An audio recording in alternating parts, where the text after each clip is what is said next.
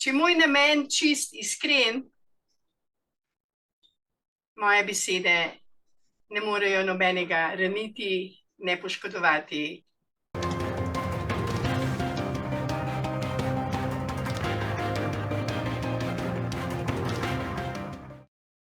Danes imam v bistvu res zelo zanimivo temo.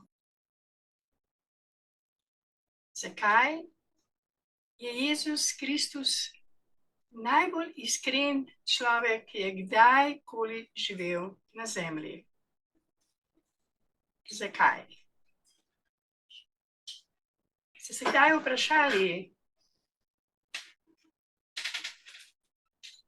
kaj pomeni v bistvu iskrenost? Zakaj je pomembno za vse nas, da smo iskreni do sebe, do bližnjih, do narave, do neba, zraka, vode, živali, hrane? Ker iskrenost je tudi energija, je vibracija. Iskreni ljudje nas gledajo v oči. In tudi mi, če smo iskreni, lahko človeka pogledamo v oči. Saj poznate otroka, ki naredi takole: jaz nisem pojedel čokolade. Ja. Prvi dokaz o neiskrenosti je skrivanje. Skrivanje pred tistim, kar je res. Ker je Božja beseda. Govorila bom namesto, kar je res, o Božji besedi. Božja beseda pa je brezpogojna ljubezen. Božja beseda se je učlovečila, večkrat slišimo. To pomeni, da je beseda postala meso. In če je meso Božja beseda in je res to, kar vidimo, res, je to meso drugačno kot meso ljudi, ki lažejo. Ker je v njih drugi si, druga frekvenca, druga energija. Ljudje, ki radi govorijo, kar je res, so veseli, radostni, gledajo v oči. Nekateri jim rečejo, da so naivni, ker gledajo tako lepo, ker vidijo povsod samo okej. Šele okoliščine jih na en način opozorijo, da ni vse tako, kot oni čutijo ali vidijo. Imamo celo pesem v Sloveniji med iskrenimi ljudmi. Ja, je drugače. Se drugače živi. Če smo drug do drugega iskreni, resnicoljubni, ljubeči, je med nami tista frekvenca, ki nas povezuje, združuje v skupnost isto mislečih ljudi. Ni vseeno, kako rečemo, kaj rečemo, zakaj rečemo, ker beseda, ki se izreče, ima svojo moč, svoj vpliv. Zato je pomembno, da iskrice letijo od nas do drugih. Iskrenost. Ali enačaj, Božja beseda. Enačaj, brezpogojna ljubezen. To, kar je tudi prva alineja 9. člena statuta Društva za srečno življenje Belis. Ja, tisti, ki smo radi iskreni, nekateri rečejo, da preveč govorimo, da ni potrebno, da toliko govorimo, ampak je potrebno. Če bi vsi govorili iskreno, to, kar res čutimo, to, kar si res želimo, to, kar se res dogaja, bi bilo te iskrivosti med nami bistveno več. Bistveno več. Zato se vsi vprašajmo, ali začnemo dan z iskrico v očeh, z ljubeznijo v srcu, z darežljivimi rokami, ki delajo z ljubeznijo, ki darujejo ljubezen, sočutje. Vprašajmo se, ali začnemo dan, že spet en dan, spet moram v službo in tako dalje in tako dalje. Če bi vsi začeli dan s to iskrico v srcu in v očeh, bi bilo v Sloveniji veliko lepše živeti. In sodišča sploh ne bi imela dela. Bi se spremenila v svetišča. Bolnice se bi spremenile v zdravilišča. Zapori pa v prostore milosti, kesanja in obljub, da bodo raje živeli z ljubeznijo in z iskrico v očeh in v srcu. Kako drugačen bi bil svet, če bi bili res tako kot Jezus iz Nazareta, ki mu seveda veliko ljudi reče Kristus, ker je bil res maziljan s Svetim duhom, ker Kristus pomeni tudi maziljeni. Maziljen z ljubeznijo. Jaz osebno te besede ne vidim drugače kot maziljenje, ljubezen. Nekateri jo vidijo pač drugače. Jaz jo vidim tako, kot jo vidim. Sem iskrena trenutno do sebe in do vseh vas, ki me poslušate.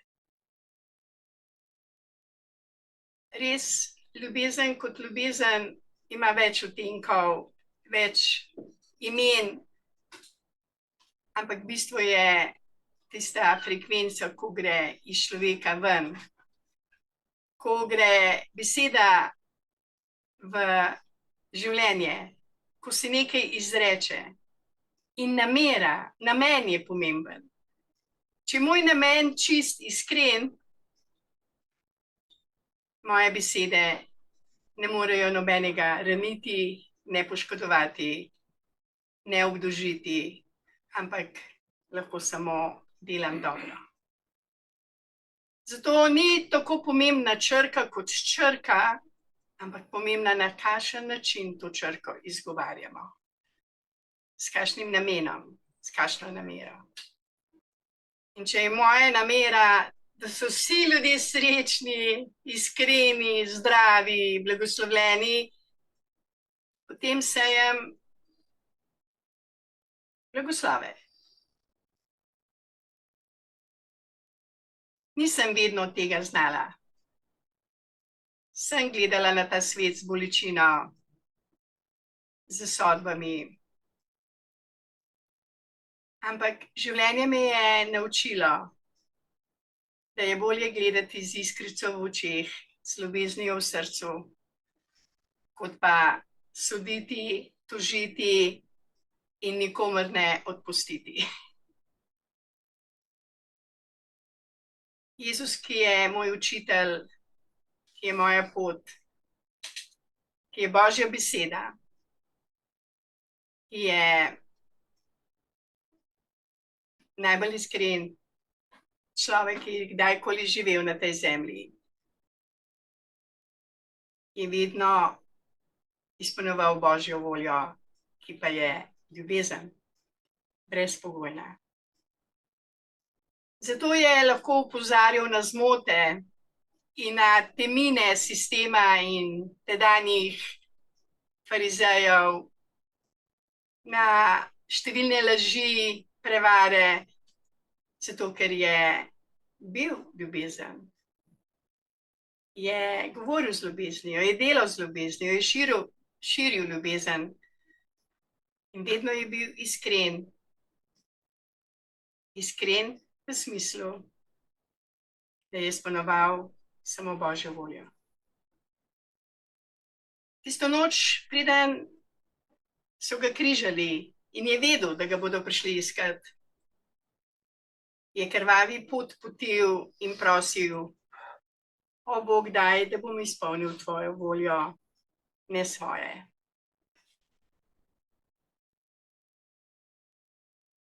Želel je v najtežji preizkušnji ostati povezan z izvorom življenja, z ljubeznijo, z očetom. In res, ker se je tako odločil, ker je bil to njegov namen, ker je iskreno želel narediti nekaj najboljšega, kar je lahko naredil za vse nas na zemlji. Bil je zvest ljubezni, bil je iskren do vseh nas, bil je iskren do sebe, bil je iskren do svojega poslanstva. In zato je res največji človek, tudi z vidika iskrenosti. Tisti zadnji večer je molil in prosil, če le možno ne gre kelih križanja od hudobnih ljudi mimo njega.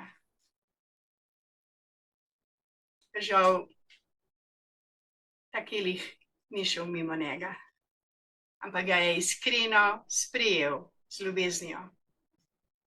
Bil je iskren tudi v tistih poslednjih trenutkih, ko je še živel na tej zemlji kot zemljan, s človeškim telesom.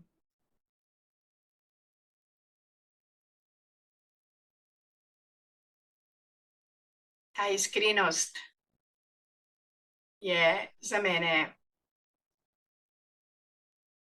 nesebična, popolna ljubezen.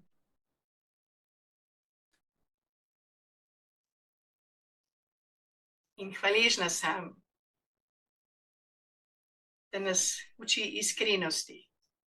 Da takrat, ko jaz osebno ne zmorem biti iskrena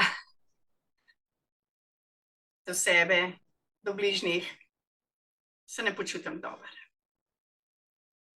Res se ne počutim dobro. Ker dobesedno sama sebi lažem.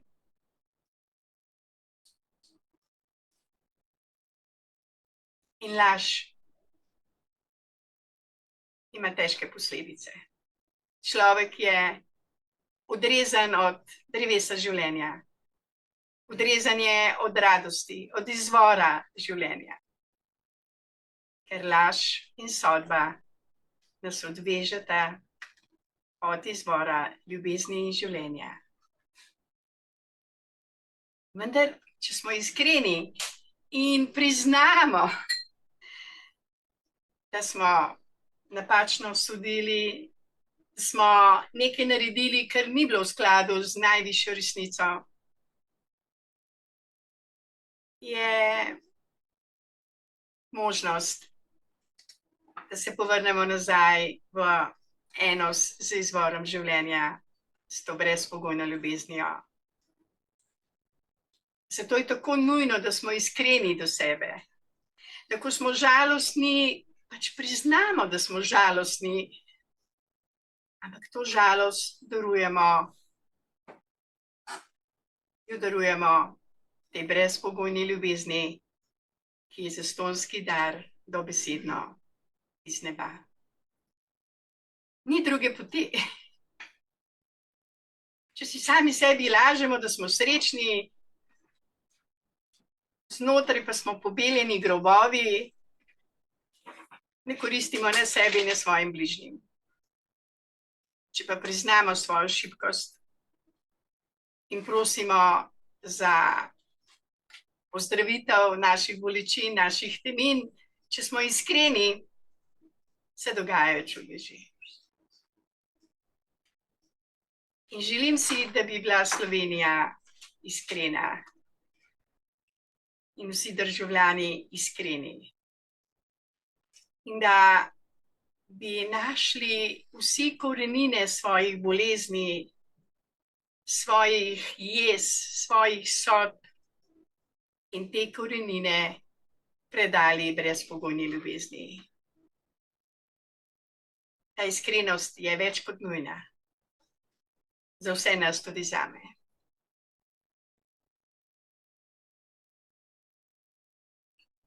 In če bomo iskreni, in če bomo se povezali s svojim izvorom, ker pomeni, da damo srce na prvo mesto in da srce vodi naš um, da srce vodi naše besede, da srce vodi naša čustva, naša dejanja, potem ne samo, da bomo sebe ozdravili, ampak bomo kot lučke sredi teme in ta luč je tista luč, ki zdravi vse nas. Ja, iskrica je pomembna, da se spremeni v večjo iskro in še večjo in še večjo. In ko bo Slovenija polna teh iskrenih ljudi, se bojo dogajali tisti čudeži, ki jih vsi potrebujemo. Slovenija bo dežela iskrenih, srečnih, radostnih in zdravih ljudi. In hvaležna sem, da je bil Jezus dober zgled, da je bil naša pot. Da nam je predal Božjo besedo v popolnosti in da je naš učitelj. In hvaležna sem Društvu za srečno življenje Belis, posebno Mihaelu, da omogoča, da se še vedno srečujemo, da skupaj rastemo in da se iskrimo tako močno, da bo tudi vlada postala iskrica, da bodo ministri postali iskre in da bo policija postala svetniška, da bo ščitila življenje in otroke in matere, da bojo vsi postali iskreni, iskrivi in kako nam bo potem lepo. Jaz se veselim tega trenutka, ker vem, da prihaja. Hvala lepa za vašo pozornost.